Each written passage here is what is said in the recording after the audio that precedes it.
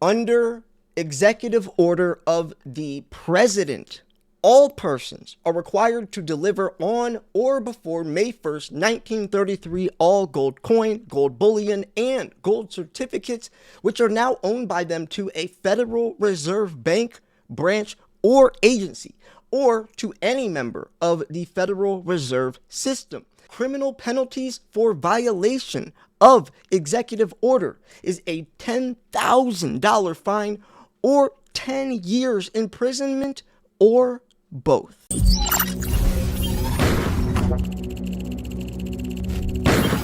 Connection established. Welcome back, my friends. Thank you so much for tuning in. This is Silver Slayer. So now let's talk silver. Folks, I put together an incredible video. We have several articles stating my point on which silver could potentially get banned, because guess what? It's happened before. Silver Slayer, silver's never been banned. Gold has, but silver. Let me show you something. After realizing that the Hunt brothers cornered the silver market, the COMEX immediately suspended silver trading and only accepted silver liquidation orders. They only let you sell, and guess who you had to sell to? The Federal Reserve. COMEX then set selling restrictions that had major impact on the Hunt brothers' ability to purchase silver, which then led to Silver Thursday. What is Silver Thursday? When silver's price dropped over 50% in one day, which was on a Thursday. They made this law on the spot to stop the Hunt brothers, because the Hunt brothers owned, some say, up to 77% of the entire silver supply. Physically, they bought all these contracts and turned them into physical delivery. The government wasn't going to have that, so they just said, hey, we're going to ban silver on the spot and stop these guys. That's a whole situation. It's a big rabbit hole. I've talked about that in the past, but for this video in particular, we're going to go over whether this could happen again, but on a much more serious scale than just three brothers trying to corner the silver market. So anyways, before we jump into this extremely important and informational video, I wanted to share something. I'm doing a huge silver giveaway. The entry video is live. All you got to do is push one button. That button is subscribe. The entry video is in the description or the pinned comment. What are the prizes? I'm giving away over 30 ounces of silver, an entire tube of sealed Type 2 Eagles, probably 2023, and over 10 ounces of high premium semi-numismatic coins. These coins are detached from spot price. Silver Slayer, what do you mean by that? Well, generic rounds and bars, they're pegged to spot price. So if spot price is still $25 in 10 years from now, your stack will have essentially not appreciated a single penny. Now, spot price won't be that in 10 years, but these coins, regardless of what spot price does, will have doubled, tripled, maybe quadrupled in value. So it's a safety net, right? So anyways, let's jump into this. I would love to hear your thoughts on this. If you like this video, then please like the video. With that said, let's talk silver.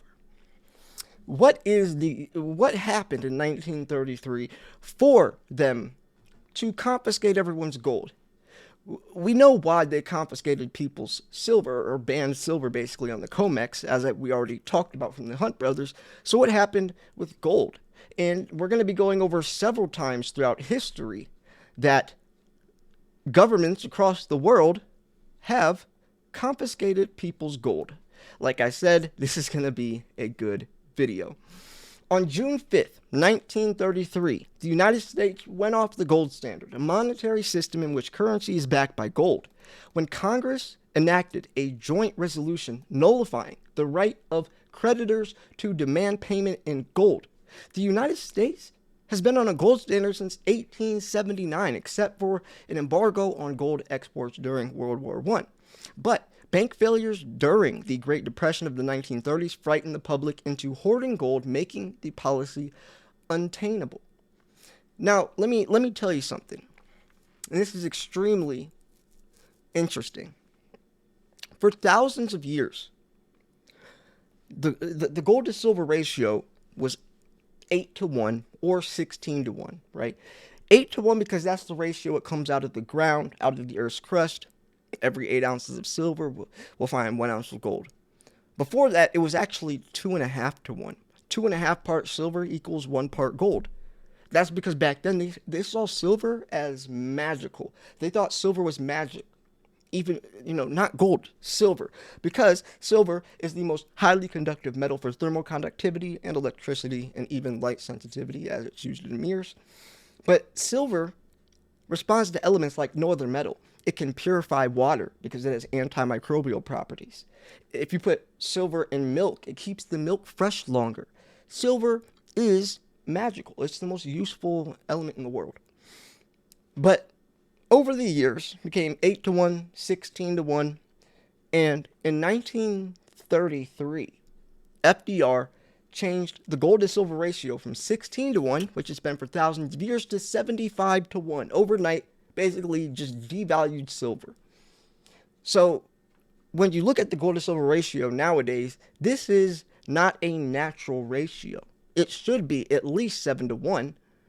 But when you also incorporate silver being a byproduct, they're not looking for silver, they find silver by accident. Plus, when you incorporate the fact that most silver is thrown away, where gold isn't, this ratio is much smaller. Plus, silver is much more useful than gold. Gold is just a royal metal. It's kind of just valuable because it represents royalty. But it's mainly used in jewelry and coins and bars. Yes, some gold's used in electronics, but most gold is used for, for that type of stuff, rings and stuff. And that's also why most of it is going to stay in circulation for centuries, where silver is thrown away within, a couple of decades, especially since solar panels have such a short half-life. In these landfills, nobody's recycling or scrapping the silver out. Soon after taking office in 1933, FDR declared a nationwide bank moratorium in order to prevent a run on the banks by consumers lacking confidence in the economy. He also forbade banks to pay out gold or export it. According to the Keynesian economic theory, one of the best ways to fight off an economic downturn is to inflate the money supply, and increasing the amount of gold held by the Federal Reserve would in turn increase its power to inflate the money supply. Facing similar pressures, Britain had dropped the gold standard in 1931, and FDR had taken note. There's one more thing I want to talk about before we keep moving on that has to do with the silver confiscation or banning, which is basically confiscation because you have to sell it back to the government, is the fact that silver is so scarce. And if you look at why they confiscate people's gold, it's in times of economic crisis, uncertainty, or war. Well, we're in a war right now. There's a lot of economic uncertainty and a monetary crisis. And a lot of states are actually bringing back the gold standard. Well, silver is needed for a different reason than war and economic crisis. It's needed for industrial purposes. As we advance in this new technological era, we need a lot of silver that we just don't have. Silver is going to become the first metal to become extinct. And if we're trying to do this new Green New Deal and zero net emissions by the year 2040 or 2050, it's not going to be possible since we just simply don't have enough silver. I've done the numbers. Other people have done the numbers. It doesn't add up. The COMEX and the LBMA and the LME, all their vaults are near dry of silver, and it's not realistic that we can go green. And when these companies, these big industries realize that, they're gonna be scrambling to find a silver source. Why Elon Musk bought a silver mine. Why you're seeing recycling ramp up, tenfold, because they're starting to realize it. Interesting. I didn't think we ever would, but they're finally starting to say, whoa. There's a huge silver shortage. And it's not just investors or silver enthusiasts like you and I. Mainstream is now talking about it. What are we going to do, though? There's only so much silver in the Earth's crust. Come for our silver. Producers turn into the consumers turn into the producers. The people like you and I that want the silver will be selling it to the people that need the silver, and we can set the price because we're the ones that own it. Regardless, there is a possibility. Imagine Joe Biden or whoever coming out and saying, we don't have enough. We can't. We have to put a pause or push back the Green New Deal because we don't have enough silver. Imagine Elon Musk coming out and saying we have to cut back the production of Teslas or the amount of Teslas we produce because we don't have enough silver. Every automobile company by the year 2030 will be electric. So not just Tesla, all these companies are going to be scrambling to find silver. Solar panel companies, space, it's using space equipment, dental alloys, there's colloidal silver. More and more industries are going to need silver as we advance, digitally and technologically. I mean, think of it like a sci-fi movie. Everything's digital. All that requires silver. Nothing can replace silver. Where is that silver going to come from? Space mining is the only other option, right? It's either mining innovation, space mining, or ours. Or recycling. But recycling, I don't even think could put a dent in the amount. I mean, we already had record-breaking supply deficits this year. And it's only going to get worse. Hundreds of millions of ounces in the red. We're trying to produce around 850 million ounces annually, but the demand exceeded 1.21 billion ounces this year. Imagine how many billions of ounces by the year 2027 the demand will be. We're running out of silver. And that's just, that's a fact. Numbers don't lie. So, the government held the $35 per ounce price until August 15th, 1971, when President Richard Nixon announced that the United States would no longer convert dollars to gold at a fixed value, thus completely abandoning the gold standard. In 1974, President Gerald Ford signed legislation that permitted Americans to, again, own gold. Another fun fact, do you know why the Hunt brothers bought silver? Because gold was banned at the time. Think about that. In 1980, gold was banned. A lot of people that are new stackers don't know the history, and it was only a couple decades ago where gold was banned. Think about that. This is not just some crazy myth. It's not some huge conspiracy. I mean, this stuff has happened several times throughout the world. And you want to know about these times? Well, check this out.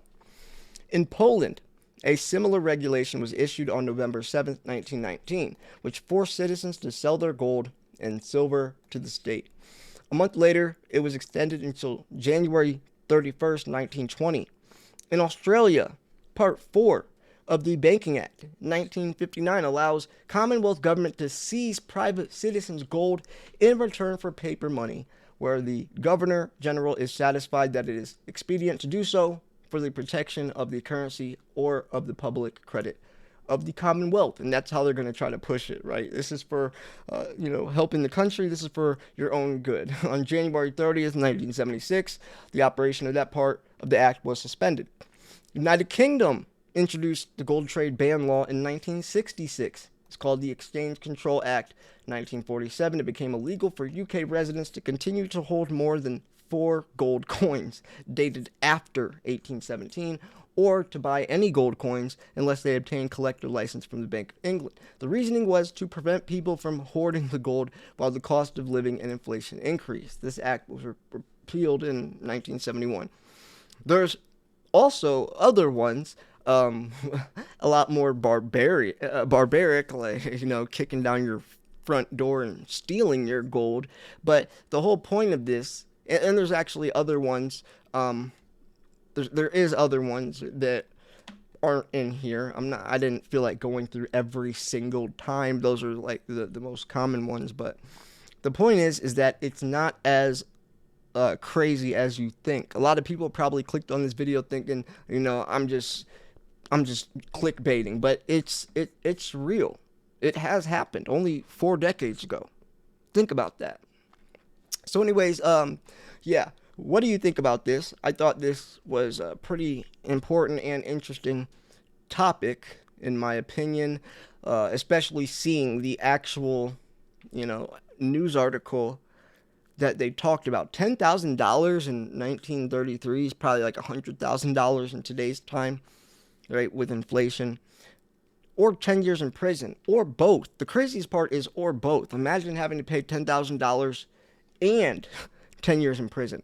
And actually, it shows who got prosecuted in this paragraph. It actually tells the people's names. Gus Farber, a diamond and jewelry merchant, was prosecuted for the sale of 13 $20 gold coins without a license. Secret Service agents discovered the sale with the help of a buyer. David Baraban, Louis Rufino. I mean, they weren't lying about spending 10 years in prison. Like, this is insane. I know there was a couple, here, it even shows it in here, actually.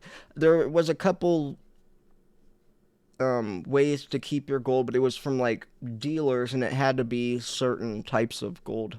Hold on. Careful to continue not to confuse gold certificate with other redeemable gold, which are not gold certificates. Special attention is directed to the exceptions allowed under Section 2 of the Executive Order, which talks about, like, if you're like a gold dealer, there's special coins that they do allow you to sell. But any type of bullion or any type, that's not a rare coin, it's not yours anymore. Even though it's in your safe, it's not yours. It's the Federal Reserve. You better give it back to them or you're screwed. So yeah. Anyways, like I said, I'm doing a huge silver giveaway. If you wanted to buy some silver, I recommend Miles Franklin. Send an email to info@milesfranklin.com. Let them know Silver Slayer sent you. Andy Scheckman's the CEO. Great company. Very respected. They're still able to buy and work with the U.S. Mint. Nobody else really can. Only a handful of dealers, since the U.S. Mint banned everyone from buying from them. Me and you cannot buy from the U.S. Mint as of last year. But we have to go through third party. But Andy Scheckman still can. And he actually can tell us inside details since he's a dealer and we're customers. So if you watch our podcast every week, the Silver's Backing podcast, you'll get a lot of information, about stuff that we can't find out. So make sure you also subscribe. And like always, may the luckiest stacker win, as we're on the road to 100,000 subscribers. I cannot thank you all enough. Thank you so much for tuning in. This is Silver Slayer. I'll see you guys soon. Peace.